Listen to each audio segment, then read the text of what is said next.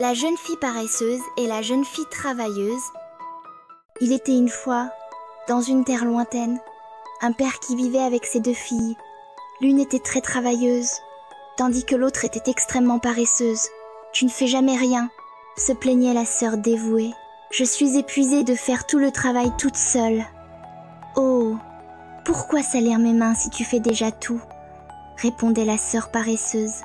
Le vieux père, toujours fatigué de travailler autant, ne pouvait offrir à ses filles que de la soupe et du pain sec. Un jour, il prit une décision importante. « Mes chères filles, vous êtes maintenant des femmes adultes. Il est temps de trouver un emploi et d'assumer plus de responsabilités. »« Tu as raison, papa, » dit la fille travailleuse. « Je vais commencer à chercher dès demain. » La sœur paresseuse, cependant, esquiva la conversation. « Ma sœur peut travailler, papa.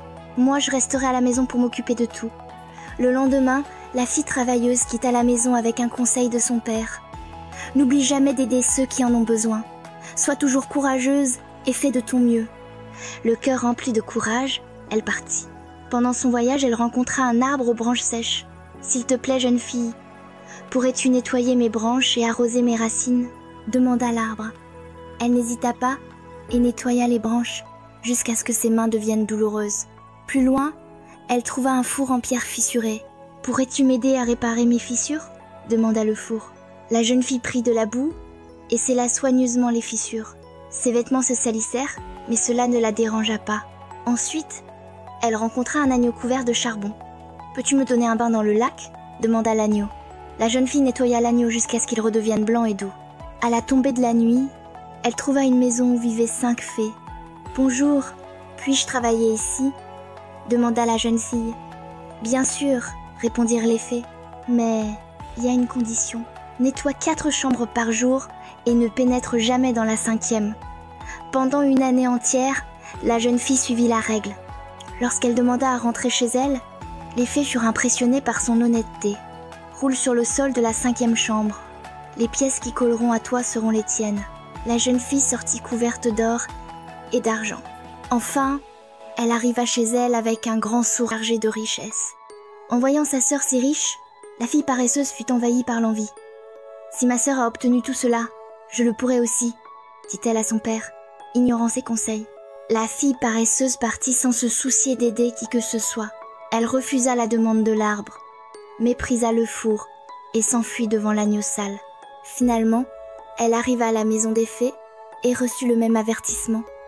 Ne jamais entrer dans la 5e chambre. Mais la curiosité fut plus forte. En quelques mois, elle ouvrit la porte interdite et fut attaquée par des abeilles et des chauves-souris. Blessée, elle s'enfuit immédiatement, mais ne trouva que des portes closes sur son chemin. L'arbre, le four et l'agneau refusèrent de l'aider. Sans rien, elle marcha pendant 2 jours avant d'arriver chez elle. Blessée et épuisée, elle s'effondra en larmes. « Papa, je n'en reviens pas de ce qui m'est arrivé » se lamenta-t-elle. « Je suis toute blessée. » La sœur travailleuse l'enlaça et lui dit « Maintenant, tu comprends l'importance d'être honnête et de travailler dur. Nous sommes toujours récompensés pour nos efforts. » À partir de ce jour, la sœur paresseuse changea. Les deux commencèrent à travailler ensemble et vécurent heureuses, récompensées pour leur dévouement et leur union. Anna, la petite ballerine. Il était une fois une petite fille nommée Anna qui vivait dans une petite ville. Depuis son plus jeune âge, Anna adorait danser. Chaque fois qu'elle entendait de la musique, que ce soit à la radio, à la télévision ou même dans le souffle du vent, ses pieds se mettaient à bouger. Et elle s'imaginait être une ballerine brillant sur une grande scène. Un jour, alors qu'elle se promenait sur la place de la ville avec sa mère, Anna vit quelque chose qui fit briller ses yeux. Un spectacle de ballet en plein air. Les ballerines tournaient avec grâce, portant de magnifiques robes scintillantes et des chaussons qui semblaient flotter dans l'air. Enchantée, Anna regarda sa mère et dit « Un jour, je veux être une ballerine comme elle. » La mère d'Anna sourit et répondit avec tendresse « Pour cela, tu devras t'entraîner beaucoup, ma fille. Le ballet demande des efforts et de la discipline. Mais si c'est ce que tu veux, je vais t'aider. » Anna était si excitée qu'elle passa des jours à essayer de faire des pirouettes dans la maison. Cependant, sans jamais avoir pris de cours, elle tombait souvent et se sentait frustrée. Peut-être que je n'arriverai jamais à devenir une véritable ballerine, pensait-elle en silence. Puis, un jour, sa mère lui fit une surprise avec une annonce spéciale. « Je t'ai inscrite dans une école de ballet. Les cours commencent la semaine prochaine. » Les yeux d'Anna brillèrent de bonheur. Lors de son premier cours, elle rencontra d'autres filles qui rêvaient aussi de devenir ballerines. La professeure, Lila, était gentille mais exigeante. Elle enseigna à Anna ses premiers mouvements, comme le plier et le relever. Au début, Anna trouvait tout très difficile. Ses pieds lui faisaient mal et elle se trompait dans les pas, mais elle ne renonça jamais. Avec le temps, Anna commença à s'améliorer. Elle s'entraînait tous les jours, même lorsqu'elle était fatiguée. Chaque fois qu'elle tombait, elle se relevait et recommençait. Sa détermination attira l'attention de la professeure, qui un jour lui dit « Anna, tu as quelque chose de très important. Du courage et l'envie d'apprendre. C'est cela qui fait une véritable ballerine. » Après des mois d'entraînement, le jour du spectacle de fin d'année de l'école de ballet arriva. Anna et ses camarades allaient danser au théâtre de la ville. Quand ce fut son tour d'entrer en scène, elle sentit un frisson d'excitation. Mais en entendant la musique, elle se rappela tout l'effort qu'elle avait fourni et laissa son corps suivre le rythme. Elle dansa avec grâce, tourna et sauta comme elle en avait toujours rêvé. Lorsqu'elle termina, le public applaudit debout. Et Anna ressentit une joie indescriptible. Ce soir-là, alors qu'elle regardait les étoiles par la fenêtre de sa chambre, elle pensa « Aujourd'hui, j'ai réalisé mon rêve de devenir ballerine. Mais je sais que ce n'est que le début. Il y a encore tant à apprendre et j'ai hâte. » Et ainsi, avec son cœur rempli d'espoir et de détermination, Anna continua à danser, montrant au monde que les rêves peuvent devenir réalité avec du travail, de la persévérance et une touche de courage. Le mystère de la sirène. C'était une nuit paisible au bord de la mer. Les vagues murmuraient des secrets sur le sable, et la pleine lune projetait une lueur sur l'océan. Dans le petit village de Pointe-Bleue, Luca, un garçon aux cheveux bouclés et aux yeux brillants, jouait sur la plage avec sa fidèle compagne, la petite chienne Mel. Mais soudain, quelque chose d'étrange se produisit. Une lumière bleuâtre scintilla entre les vagues. Elle était faible au début, mais devint rapidement intense, comme si la mer cachait une étoile sous ses eaux. Mel aboya et recula, tandis que Luca, fasciné, fit un pas en avant. « Qu'est-ce que c'est ?» murmura-t-il, frissonnant d'excitation. Avant qu'il ne puisse réfléchir, la lumière brilla encore plus fort et, du milieu des eaux, apparut une sirène. Ses cheveux étaient longs et blonds, et sa queue étincelait en tons de bleu et de vert. Mais quelque chose était différent chez elle. Ses yeux étaient remplis de peur. « Peux-tu m'aider ?» demanda la sirène d'une voix douce, mais inquiète. Luca cligna des yeux, n'en croyant pas ses yeux. Jamais il n'aurait imaginé parler un jour avec une sirène. « Aider ? Que s'est-il passé ?» La sirène regarda autour d'elle et chuchota. « Je m'appelle Cora, je suis en danger. Quelque chose de très précieux a été volé à mon royaume, au fond de l'océan. Sans cela, toute la magie des océans disparaîtra. » Le cœur de Luca battit plus vite. « Mais qu'est-ce qui a été volé ?» Cora hésita avant de répondre. « La perle des mers. Sans elle, les eaux deviendront sombres et tristes.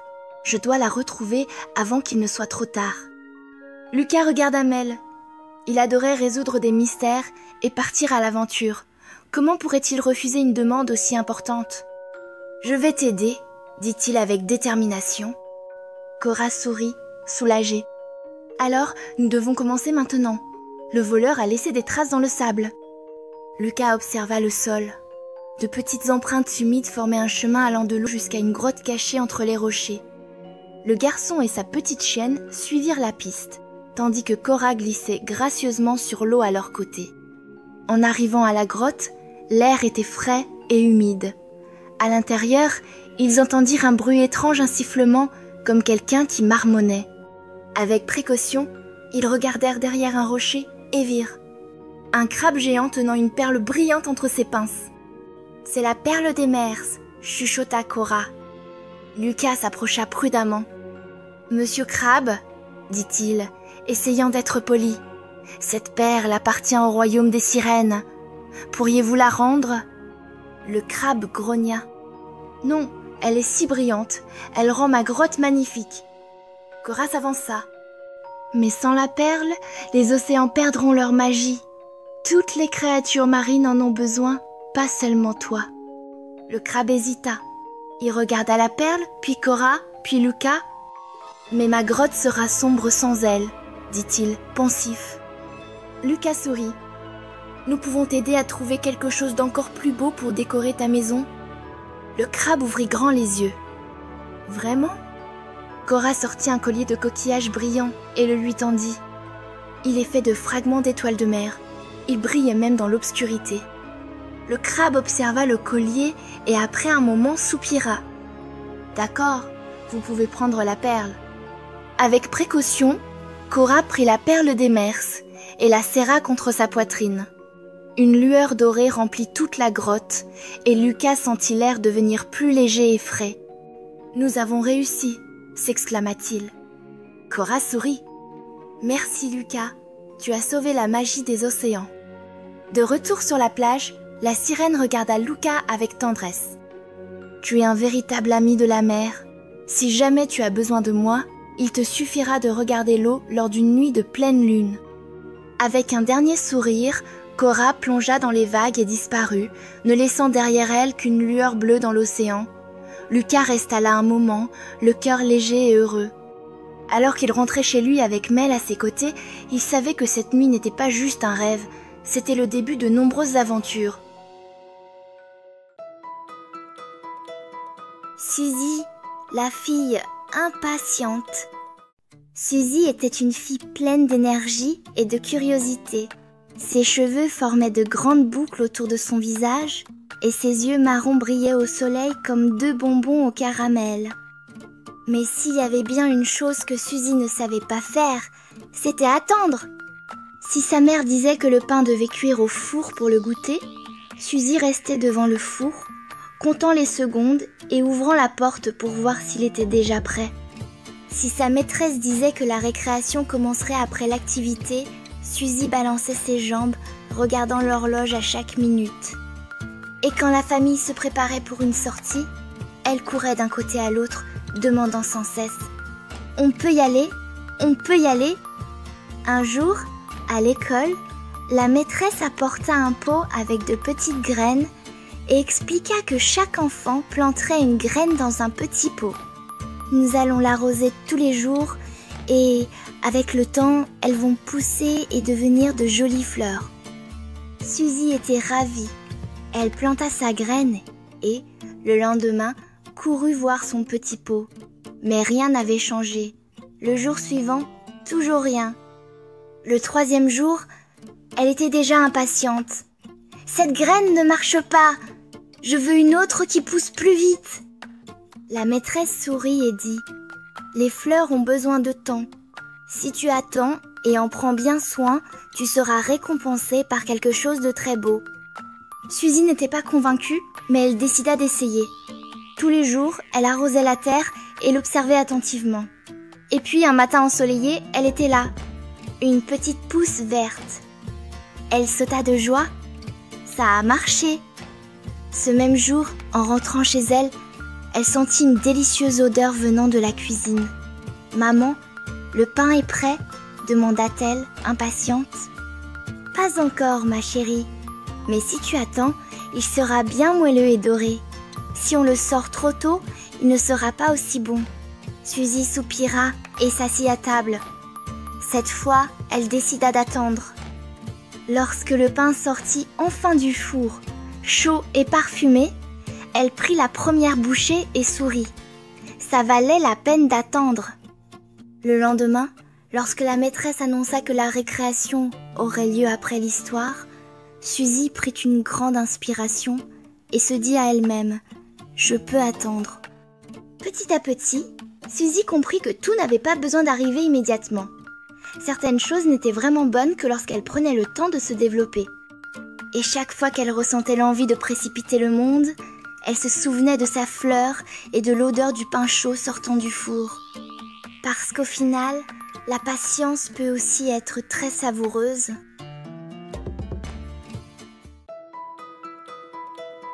Nico, le petit singe désordonné. Il était une fois, dans une forêt vibrante et pleine de vie, un petit singe nommé Nico. Il débordait d'énergie. Il sautait de branche en branche, inventait des jeux incroyables et courait sans arrêt. Mais malgré toute sa joie, il y avait un petit problème. Nico était très désordonné. Ses jouets étaient éparpillés partout, entre les feuilles, sur les arbres et même dans les terriers d'autres animaux. Sa maman, toujours patiente, l'avertissait. « Nico, range tes jouets après avoir joué, sinon tu ne retrouveras rien quand tu en auras besoin. » Mais Nico, avec son esprit malicieux, répondait toujours « Ah maman, je rangerai plus tard. » Et comme toujours, il partait en courant pour une nouvelle aventure, laissant le désordre derrière lui. Un jour, sa maman décida que Nico devait apprendre une leçon. Elle était très occupée à récolter des fruits et cette fois, elle ne rangea pas ses jouets. Quand Nico voulut jouer avec sa voiture en bois préférée, il courut jusqu'à l'endroit où il pensait l'avoir laissée. Mais elle n'était plus là.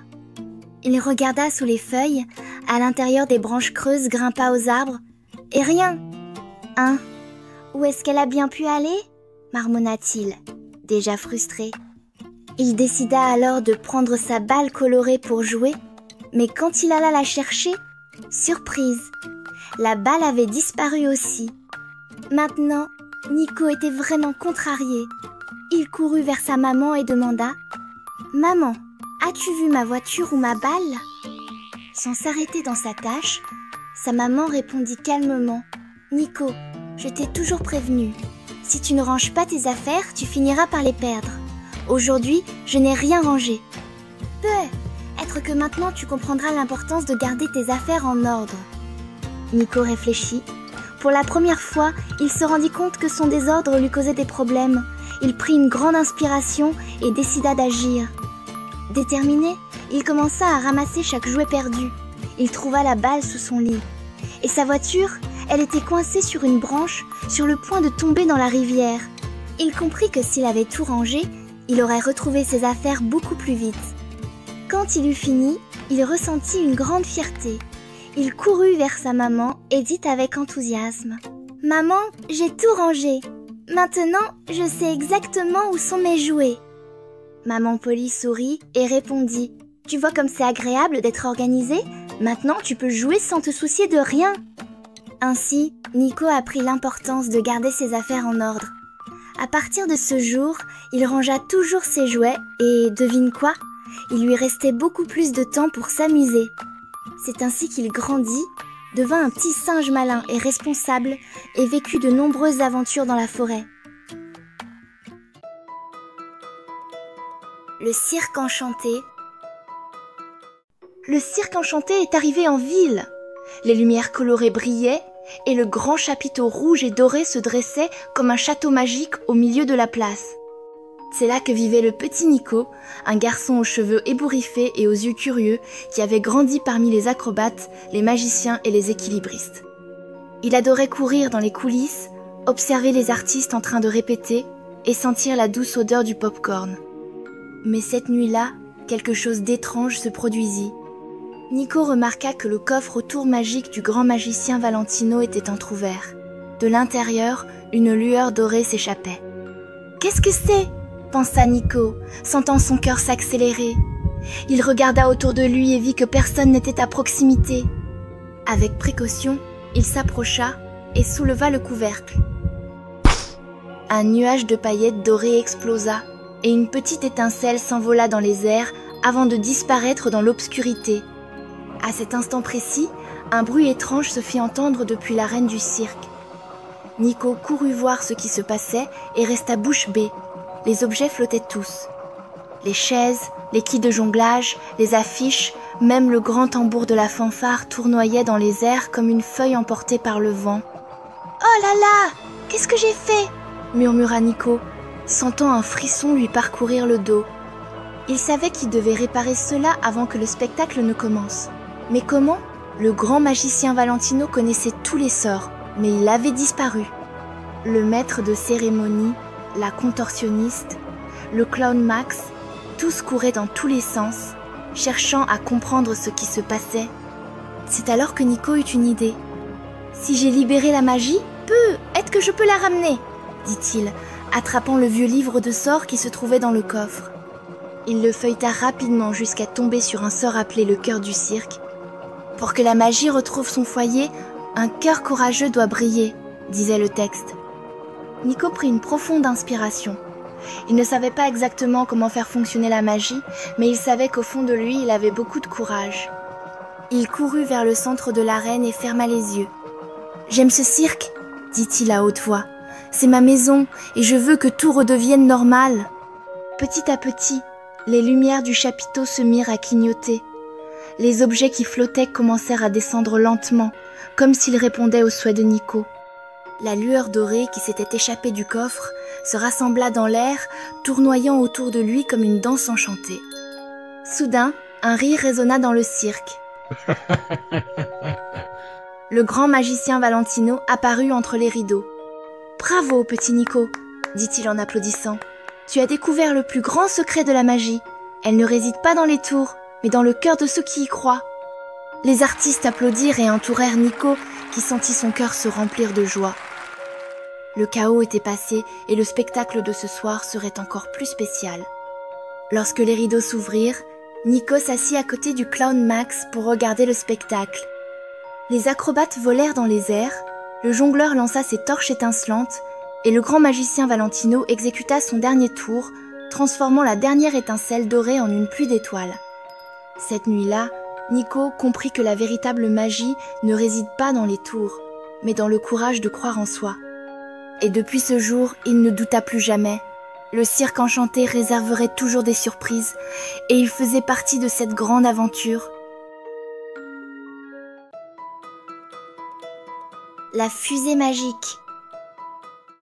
Gabriel adorait dormir dans le noir, avec la fenêtre ouverte. Il aimait regarder les avions traverser le ciel, les nuages flotter doucement, les étoiles scintiller, et plus que tout, la lune, sa grande passion. Ce n'est que lorsque les éclairs zébraient le ciel qu'il avait peur et fermait la fenêtre. Lorsqu'il eut un petit frère, son grand-père lui apporta un cadeau spécial, une énorme lampe en forme de fusée. Mais Gabriel détesta ce cadeau. La lumière restait toujours allumée à cause du bébé et l'empêchait d'admirer le ciel. Il se plaignit plusieurs nuits, mais personne ne l'écouta. Avec le temps, cependant, il s'habitua à la lampe en forme de fusée. Un jour, son grand-père, remarquant que Gabriel avait changé d'avis sur la fusée, décida de lui faire une surprise. Cette fois, il lui offrit une grande fusée en carton, décorée en bleu et rouge avec des étoiles dessinées. Gabriel était enthousiaste et son grand-père lui dit qu'il y avait un secret dans cette fusée, une petite porte avec une fenêtre où il pourrait ranger son sac d'école. Une nuit, alors que tout le monde dormait, Gabriel alla ranger son sac dans l'ouverture à l'arrière de la fusée et remarqua un bouton rouge à l'intérieur. Son cœur se mit à battre plus vite. Qu'est-ce que cela pouvait bien être? Sans réfléchir, il appuya sur le bouton. La lumière commença à clignoter et un tremblement envahit la chambre. Les meubles vibrèrent et, sans avertissement, la fusée se souleva du sol. Gabriel tenta de sortir, mais la petite porte se referma derrière lui. Les lumières de la cabine s'allumèrent et une voix métallique lança le compte à rebours. 4, 3, 2, 1. D'un coup, la fusée s'élança par la fenêtre. Gabriel vit sa maison devenir de plus en plus petite, puis sa rue, son école, sa ville. Bientôt, il traversa les nuages et passa tout près d'un avion bleu. En quelques minutes, il était déjà dans l'espace, flottant entre les satellites et même la station spatiale. À l'intérieur de la fusée, il trouva un siège et un volant, comme dans une voiture. En regardant par la petite fenêtre, il vit la lune briller intensément et décida, puisque je suis ici, autant faire un tour de la lune. En chemin, il aperçut des planètes incroyables. La Terre bleuâtre, Mars rougeâtre, l'immense Jupiter, Saturne et ses anneaux brillants. Détendu, il but son lait, mangea des biscuits et une pomme. Il était si à l'aise qu'il finit par s'endormir. Comme un boomerang, la fusée fit le tour de la Lune et commença son retour vers la Terre. En rentrant dans l'atmosphère, tout se mit à trembler. Un bruit assourdissant envahit la cabine et Gabriel se réveilla en sursaut. « Waouh, je suis déjà de retour !» s'exclama-t-il. Il prit les commandes et manœuvra la fusée avec précision, rentrant par la fenêtre et atterrissant doucement dans sa chambre. Il essaya d'ouvrir la porte, mais elle était verrouillée. Il frappa, cria, appela, rien. Puis soudain, il se réveilla et regarda à côté de lui. Son petit frère dormait à ses côtés. Gabriel n'en croyait pas ses yeux, c'était si réel. Cette nuit-là, Gabriel regarda par la fenêtre et vit la lune immense et brillante, comme si elle lui souriait. Les années passèrent, Gabriel grandit et décida d'étudier pour devenir astronaute. Pour la première fois, il pouvait vraiment réaliser son rêve, être un véritable astronaute et revivre le voyage le plus incroyable qu'il ait jamais fait. Lucas, le chaton effrayé. Lucas était un petit chat qui vivait dans une maison chaleureuse avec sa maîtresse, Anna, une gentille dame qui adorait les plantes et faisait les meilleures tartes aux pommes du quartier. La maison était pleine de petits coins parfaits pour qu'il puisse se reposer, et il passait ses journées allongé sur le canapé ou près de la cheminée, ronronnant de bonheur. Cependant, il y avait une chose que Lucas ne faisait jamais, sortir de la maison. Même avec les fenêtres ouvertes et la porte entr'ouverte, il restait à l'écart de l'entrée. Lorsqu'un oiseau se posait dans le jardin ou que le vent soufflait en apportant des senteurs de fleurs et d'herbes fraîches, il regardait avec curiosité, mais s'éloignait aussitôt. Le monde extérieur lui semblait immense et effrayant. Anna respectait toujours son rythme. « Tout va bien, mon petit. Tu sortiras quand tu te sentiras prêt ?» disait-elle en caressant sa tête. Un matin, quelque chose d'inhabituel se produisit. Anna oublia la fenêtre de la cuisine ouverte avant de partir au marché. Comme à son habitude, Lucas grimpa sur le rebord pour observer les oiseaux. Mais cette fois-ci, il vit quelque chose qui le fit écarquiller les yeux. Un petit chaton jouait avec une feuille dans le jardin. Il semblait s'amuser tellement que Lucas ne put résister et laissa échapper un miaulement discret. Le chaton leva la tête, inclina légèrement son museau et lui répondit d'un miaulement, comme s'il disait « Pourquoi ne viens-tu pas jouer ?» Lucas hésita. Il regarda à l'intérieur de la maison, où il était en sécurité, puis à l'extérieur, où le soleil brillait et où les fleurs dansaient au gré du vent. Quelque chose en lui l'encouragea. Lentement, il sauta dans le jardin. Au début, il marcha prudemment, sentant la fraîcheur de l'herbe sous ses pattes. Le chaton courut vers lui, toucha son museau et s'éloigna en courant, comme pour lancer une partie de cache-cache. Lucas se mit à courir après lui et avant même de s'en rendre compte, il roulait dans l'herbe, respirait le parfum des fleurs et observait les papillons. Pour la première fois, il sentit la chaleur du soleil sur son pelage et les senteurs du monde extérieur. Lorsque Anna revint à la maison, elle trouva Lucas allongé dans le jardin, avec le petit chaton endormi à ses côtés. Elle sourit, émue. « Ah, Lucas, je savais que tu étais plus courageux que tu ne le pensais. » À partir de ce jour, Lucas sortit dans le jardin tous les jours. Il aimait toujours le confort de la maison, mais il savait désormais que le monde extérieur pouvait être merveilleux aussi. Et chaque fois qu'il hésitait, le chaton qu'Anna avait adopté était là pour l'entraîner dans un nouveau jeu. Ainsi, Lucas découvrit que la vie pouvait être encore plus belle lorsque l'on fait le premier pas pour affronter ses peurs.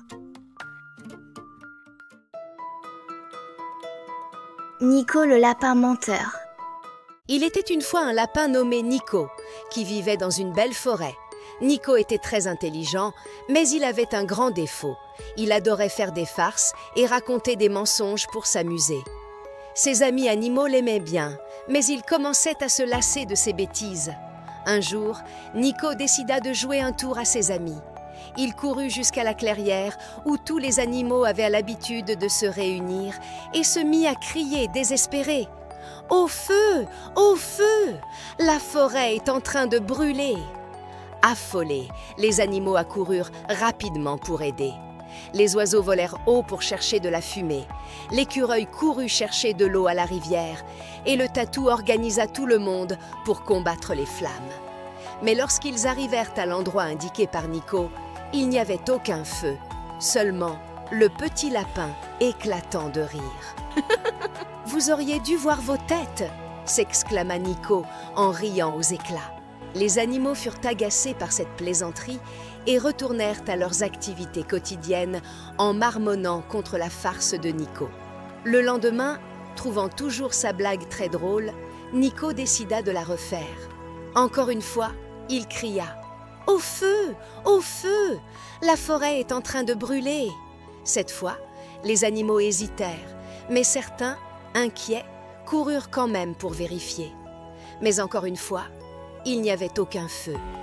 Nico se moqua d'eux à nouveau.